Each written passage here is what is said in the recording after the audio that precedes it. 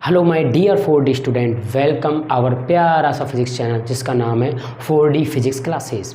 तो चलो बच्चों, आज अपन नेक्स्ट डेरिवेशन के बारे में बात करेंगे। और वो डेरिवेशन क्या है कि किसी चार्जेस के ग्रुप के कारण, किसके कारण, किसी चार्जेस के ग्रुप के कारण किसी भी पॉइंट पर टोटल इलेक्ट्रिक फील्ड इंटेंसिटी निकालनी है। अपन को क्या करना है, किसी चार्जेस के ग्रुप के कारण किसी पॉइंट पर अपन को टोटल इलेक्ट्रिक फील्ड इंटेंसिटी निकालनी है। इसके बाद अपन छोटा सा क्वेश्चन लगाएंगे और फिर बच्चा वीडियो को एंड करेंगे। तो वीडियो में लगातार बने रहिए। तो आ जाओ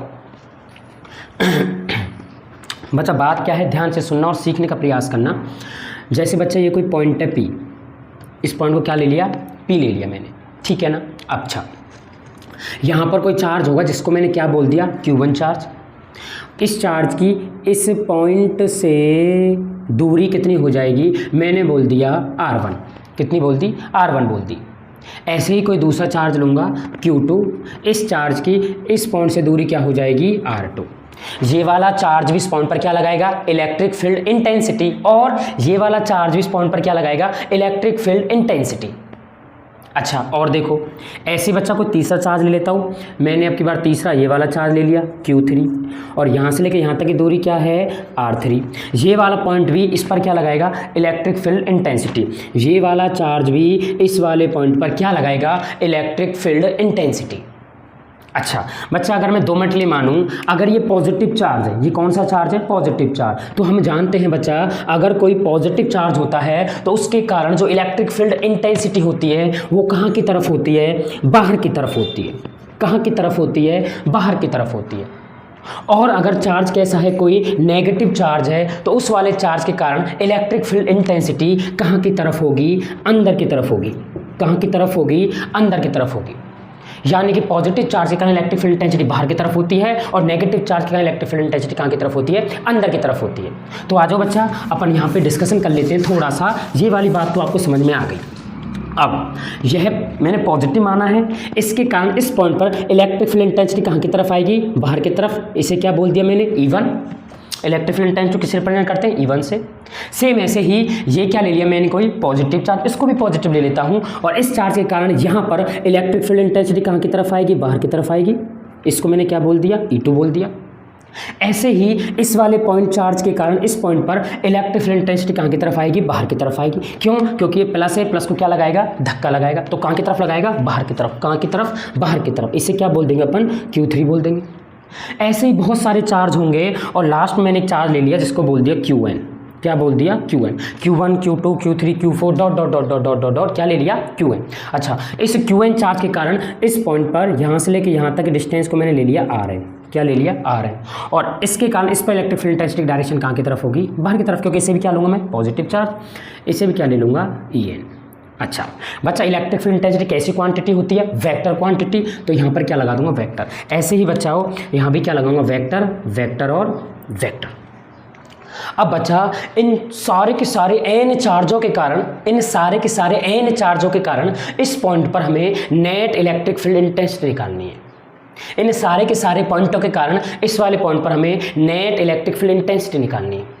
अच्छा, वीडियो में बने रहना, आगे अपन एक शानदार से न्यूमेरिकल करेंगे, फिर आपको सारा की सारा कॉन्सेप्ट और क्लियर होगा, ठीक है ना। आ जाओ बच्चा, बात क्या है, सबसे पहले मैं ऐसा करूंगा, E1 चार्ज के कारण, किसके कारण, Q1 चार्ज के कारण इस पर निकालूंगा इलेक्ट्रिक फील्ड इंटेंसिटी। तो क्या निकालूंगा, एक फील्ड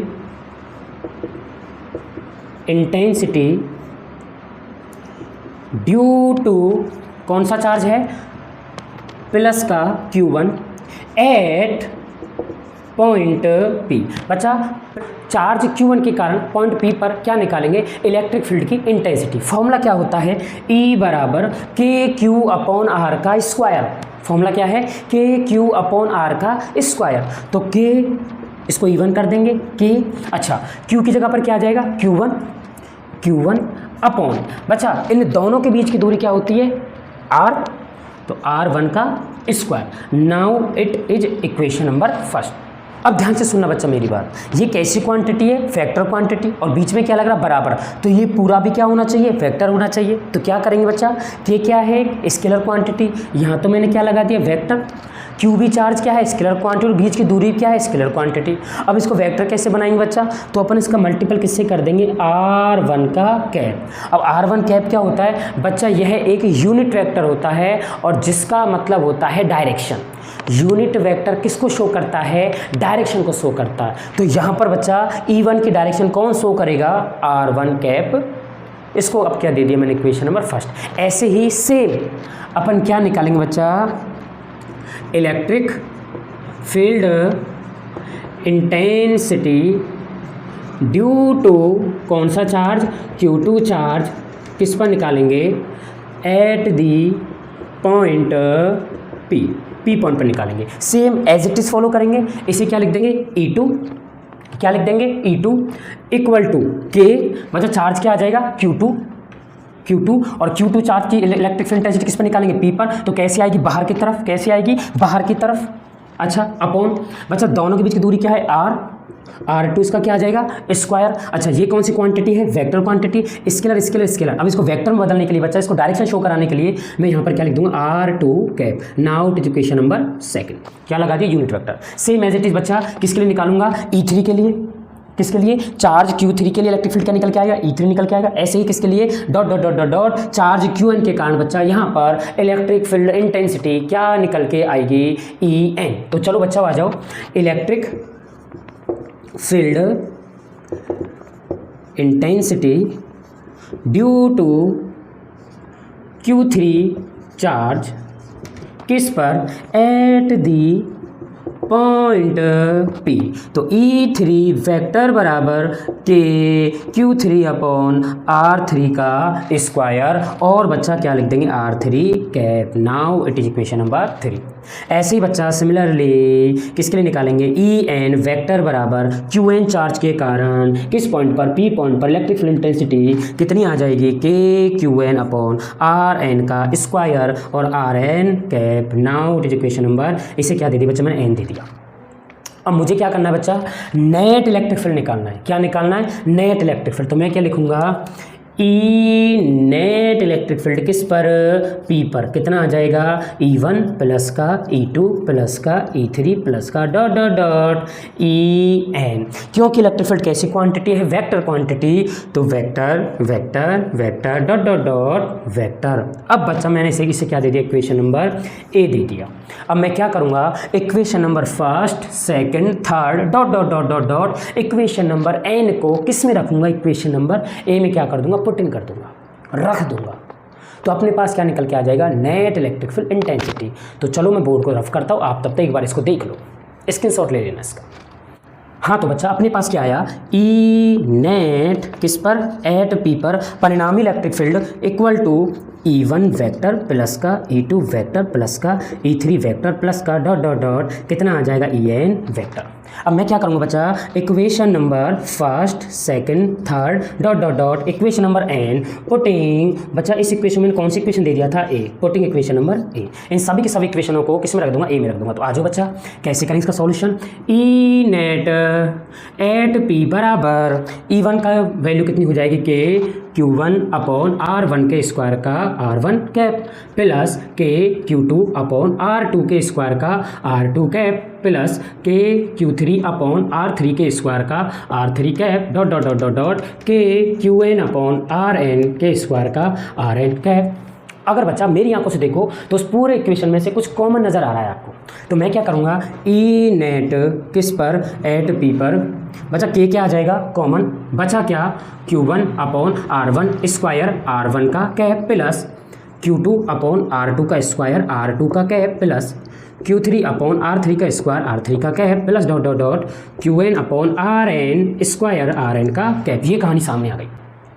अब बच्चा आपने छोटी सी एक मैथ पढ़ी होगी, और मैथ में क्या बोला जाता है, जैसे ही बच्चा सारे की सारी ये जुड़ती हैं, ऐड होती हैं, तो उनको सिग्मा भी बोल सकते हैं। क्या बोल सकते हैं, सिग्मा। आपने 10वीं क्लास में मैथ पढ़ी होगी, वैसे 11वीं क्लास में और 12वीं क्लास में आकर के आपकी स्ट्रीम बदल जाती है।